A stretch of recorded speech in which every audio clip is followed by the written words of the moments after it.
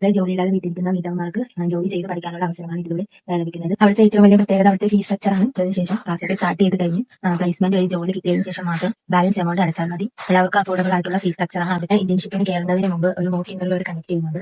അതിലൂടെ ഹോസ്പിറ്റലിൽ ചെല്ലുമ്പോൾ എങ്ങനെയൊക്കെ ഇന്റർവ്യൂ അറ്റൻഡ് ചെയ്യണം, എന്തൊക്കെ പറയണം എന്നുള്ള കാര്യങ്ങളൊക്കെ അവർ ആ ഇന്റർവ്യൂയിലൂടെ നമുക്ക് മനസ്സിലാക്കി തരുന്നുണ്ട്.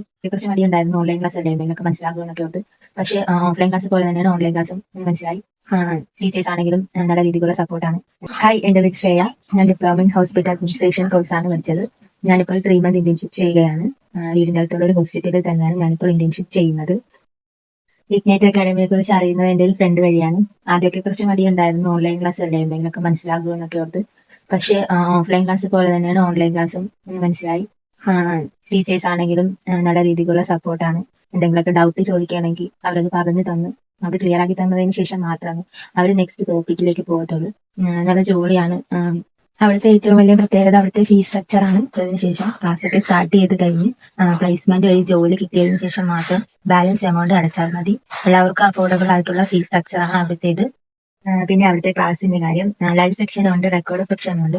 ലൈവ് സെക്ഷന് കയറാൻ പറ്റാത്തവർക്ക് റെക്കോർഡ് സെക്ഷൻ സമയം കിട്ടുന്നതനുസരിച്ച് നമുക്ക് റെക്കോർഡ് സെക്ഷൻസ് കേൾക്കാനുള്ള സൗകര്യം അവർ ഒരുക്കുന്നുണ്ട്.